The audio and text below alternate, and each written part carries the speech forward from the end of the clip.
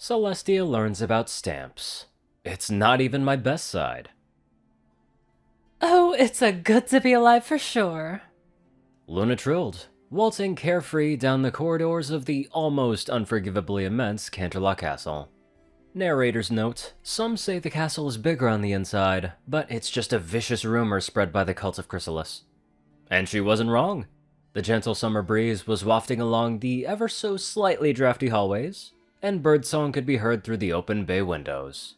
The Princess of the Night had just awoken from a peaceful, almost dreamless night at the proverbial coal face, and for once, actually felt somewhat refreshed.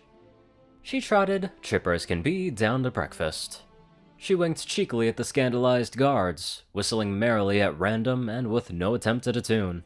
She generally passed on her good cheer to all and sundry, but she wondered what her sister Celestia could have planned for the morning meal. Breakfast in that cavernous hall was not usually Luna's favorite meal, being as it were right at the end of a grueling shift when all she wanted was peace and quiet. And she generally had the same thing each time. But today, she felt in the mood for something other than coffee and walnut cake with a stiff brandy. Poking her nose in at the kitchens, she bellowed at the cooks with her good-natured Royal Canterlot voice. Good morning, one and all. No cake for me today. I shall have whatever my esteemed sister is having. And so saying, she made a rapid exit, leaving several hard-working ponies blinking stars from their eyes and rubbing the deafness from their ears. After several further minutes of cavorting, dancing, whistling, and general merrymaking, another narrator note, the castle really is enormous. I'm beginning to wonder if there's something in that cultist nonsense. She finally arrived at the dining hall, bursting in with a grin on her face, a smile in her heart, and with a joy that only someone who has slept well and long can express. Hello, hello, hello, my dearest sister. How goes it with you on this finest of mornings? And what a sight met her glowing eyes. Celestia was sitting, hunched, at the far end of the room, staring at the tablecloth and fiddling with her napkin. Undeterred, Luna cleared her throat. Perhaps Celestia hadn't seen her, and tried again. Hello there, dear sister. How goes it with you on this finest of mornings? In response, all she received was a faint, Feeling just ever so slightly deflated, but nonetheless attempting to continue her merriment, Luna pranced lightly over to her sister, looked her in the eye, and asked, Everything all right, Sully, old girl? The Princess of the Sun blinked, and Broth, another narrator note, breathed in sharply. Oh, Luna, dear, I'm sorry. I didn't see you come in. This seemed a trifle unlikely to Luna, given the ruckus she'd been making all the way there, and the particularly energetic way in which her entrance had caused the double doors to connect with the wall, but she didn't argue. Instead, sensing a sister in need, she plumped herself down on a comfortable cushion and inquired, Something on your mind, Sully? After taking a moment to gather her thoughts, Celestia nodded. Well, yes, actually, but it's all right. I know you've had a busy night. You must be tired. You don't need me bothering you as well. Putting on her best "the doctor will see you now" face, Luna shook her head firmly. Not at all, dearest sister. I've had a peaceful night, and I want to help you feel as refreshed as I feel. Now tell me, what's on your mind? Celestia sighed. All right then, if you insist. More encouraging nodding from Luna. Well, it's like this. Celestia began. Twilight has been writing to me faithfully every day for the past 2 years. More nodding. Luna was very familiar with what she considered to be the heights of helicopter princessing.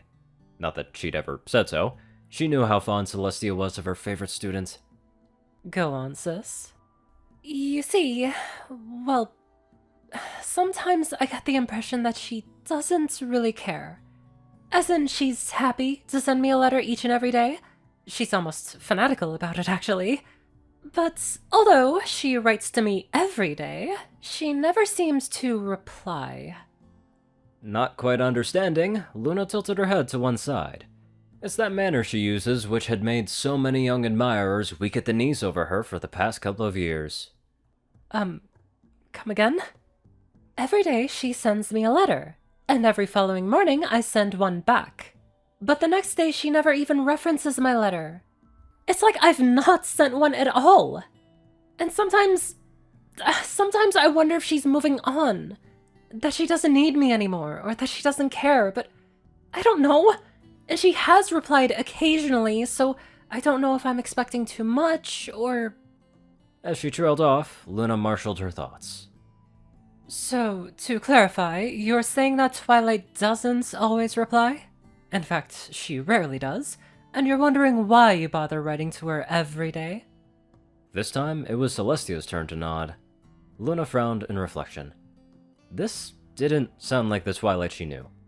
Young Miss Sparkle was known for being reliable, to the point of obsessiveness over just about everything, and writing was surely no different. When was the last time you sent a letter which Twilight definitely replied to directly? Oh, I don't remember. It's been so long. Before the Grand Galloping Gala, I think? When you sent her the tickets? That's right. At least, I think that was it. Celestia pondered, before adding, But sometimes she makes it sound like I don't write to her often enough. Here, listen to this, from her letter yesterday. Dear Princess Celestia, blah blah blah, friendship is important, yada yada. Here we are. It would be lovely to hear from you more often. I miss our fireside chats. You're a loyal student, so on and so forth. Again, Luna frowned. And she says something like that quite often? I would say most of her letters suggest I'm not writing often enough. At least half of them. Right. An idea was beginning to form. How does Twilight send her letters to you? Not sure why it mattered. Celestia looked confused. I thought you knew. She sends them magically, using Spike's fire breath. And how do you send your letters to her? Because we don't have a dragon here to do it for us. Wondering where this line of questioning was going, Celestia shook her head. No, we don't, so I use my own magic. But I can't use that method very often because I have to draw the power from the sun instead of from fire glands. It's pretty draining for both me and the sun. So I send to 10 letters that way only if I need a reply urgently. And in the evenings or at nights when the sun will have time to recuperate before the morning. I see. Luna nodded in understanding, before posing a further question. So, what do you do normally then, when it's not urgent? I just use the regular equestrian postal service. If it's good enough for my little ponies, it's good enough for me. She smiled benignly at the thought of her many millions of subjects, all using the ancient EPS. Which they had to because she had banned postal competition. Narrator's note, why? Well, a story for another time. Luna, who at some point during the conversation had felt, and fulfilled, the urge to wear a deer stalker and smoke a pipe, felt that she was beginning to get somewhere. So, you use fire magic if it's urgent, and the EPS if it's not. And does Twilight generally reply to your urgent letters? Still feeling a little unsure, Celestia nodded again. Yes, I suppose so. Okay, next question. This might seem odd, but bear with me.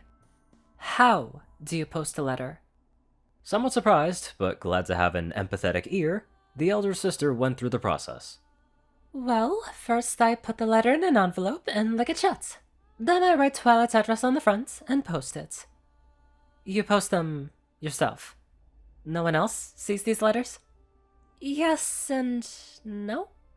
I go for a walk every morning and post them myself in the post box on Lesby Avenue. Celestia was beginning to look confused. Luna took pity on her, and smiled benevolently upon her dear, upper-class, slightly removed from society at large sister.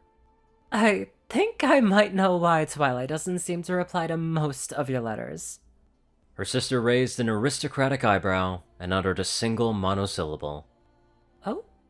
Smiling inwardly and struggling to hide a chuckle, Luna asked one final fatal question. Have you ever put a stamp on your letters? More confusion. The eyebrow rose further. Stamp? Why would I stamp on them? No, see it, darling. Not stamp as in stamp on something. A stamp. Her eyebrow reached new heights. I beg your pardon? Luna face-oved, mostly to hide a grin which she suspected would not be taken in good humor. Sally, come on, surely you, of all ponies, know what a stamp is. Both eyebrows this time were accompanied by a "what the hey are you on about" squint. What the hey are you on about, Luna? Taking a deep breath, Luna managed to compose herself. Celestia, dear sister, a stamp is a little sticker that goes on the front of a letter to show that the postage has been paid for. If it doesn't have a stamp, it won't get delivered. What? Wincing at the royal Canterlot voice coming from one with even larger lungs than herself, Luna nodded fervently. I'm sorry, Tia, but if you've been sending letters without stamps, the EPS won't have been delivering them. Twilight never replied because she never even received them. Celestia blinked in shock. Her eyebrows by this point were bordering on stratospheric. But, show me. Fortunately, the morning's post to the castle had already been brought up by the staff, so Luna was able to lean across the table, which was still barren of food. Perhaps the kitchen maids are afraid to come in with Tia in such a state, Luna wondered, and then grabbed a letter addressed to herself. Here, She said, pointing at the little green sticker in the top right corner. that's a stamp. The Princess of the Sun grasped the letter in her magic and brought it close to her eyes. But that's just a tiny picture of my face. She murmured.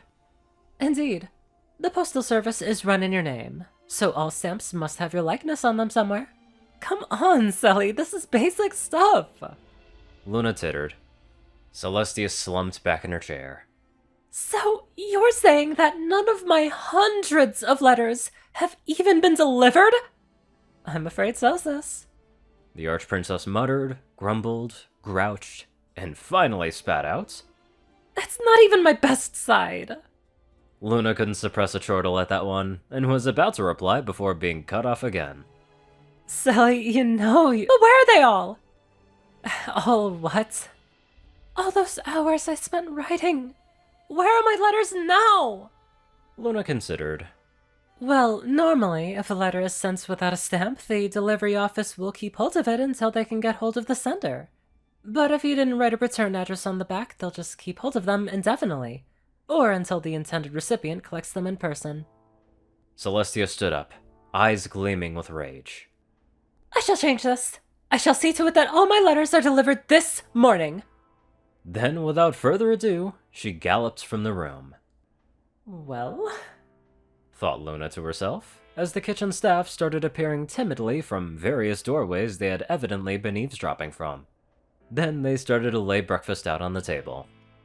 that was an experience. Later that morning, many miles away in a quiet corner of Ponyville, there came a knock at the door of the Golden Oak Library. As Twilight was wrapped up in a book, Spike volunteered to answer. "No worries, Twilight, I'll get it."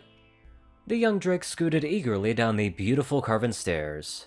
Then he paused briefly to swoosh back his spines. You never know, it could be Rarity coming to call. After that, he pulled open the heavy oaken door. What he saw made him quiver. Twilight?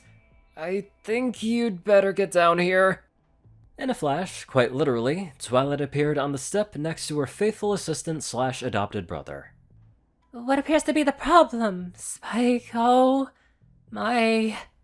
A large, bristled, frowning post-stallion stood imposingly in front of the doorway, blocking the sunlight with his vast frame. He was a unicorn of few words. "You Twilight Millicent Sparkle?" Twilight gulped. Yes? The stallion made a note on his clipboard. "I've got 814 letters and 55 parcels here for you. Delivered today by order of Princess Celestia herself." Twilight was about to speak, but the unicorn, after consulting his clipboard again, interrupted. "Oh, and they're all postage due." Twilight gulped. I completely forget how to send physical mail to someone. But aside from that, this story was funny as hell. Definitely had a nice build-up for that rewarding reaction. Now let's get on to our knowledgeable donators. Top donators are 630, BadassWaffle, Only One Thing, Ceru, Orion, IronSky, and Jessie Smith. Match of 9, JockeTF, Rayden, Narwhals, Blackmoonheart, Pastel, Alistair, Rolan, Stu Hex, Sword Brother, Mortar, Omicron, Library, Ruin, Top 9852, Will, Kristen, Wiki, Russell, Shadowman, Luigi 88, Chancellor Crest, Big Smoke 369, Bobhead, GGF, Murder Princess, and many more amazing people. Thank you all so much for watching this video and love life to the fullest.